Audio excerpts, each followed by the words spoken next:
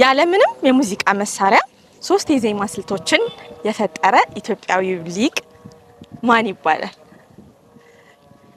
አሁን እንደ እንትናዊ ዜማ ይባላል። ፍንጭ ልስጥሽ። የዜማ ሊቅ ኢትዮጵያዊ አላወቅሽም? እሺ ቅዱስ ያሬድ የፈጠራቸው ሶስቱ የዜማ ስልቶች ምን ምን ይባላሉ?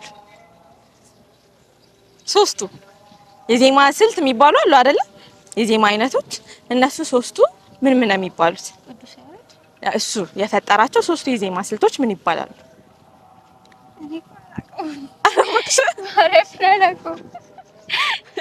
አላወቅሻችሁም? አትሞክሪም? ሞክሪ እስኪ።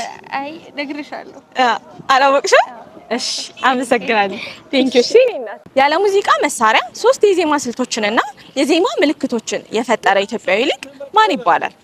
ውድ ተመልካቾቻችን በዛሬው ፕሮግራማችን የምናየው የቅዱስ ያሬድን ድርሳን ወይም ዜማ ያሬድን። የእርሱ የዜማ ስራዎች ድጓና ጾመ ድጓ ናቸው። ቅዱስ ያሬድ በ6ኛው ክፍለ ዘመን ግዕዝ፣ እዝልና አራራ የተባሉ ሶስት የዜማ ስልቶችን ፈጠረ። በመጽሐፉ ውስጥ ያሉ ዜማዎችና ምልክቶች ከጥንት የሙዚቃ ኖቶች ጋር ተመሳሳይ ናቸው። ኢትዮጵያ በሙዚቃና በስነ ጽሁፉ እጅግ የበለጸገች መሆኗን ስለሚያሳይ ትልቅ እውቀት ይሰጠናል። ውድ ተመልካቾቻችን በዛሬው የመጽሐፍ እይታችን ድርሳነ ያሬድን ጥቂት አሳየናችሁ። እናንተም ደግሞ ብታነቡት ይበልጥ ታተርፉበታላችሁና ድርሳነ ያሬድን ጋብዝናችሁ።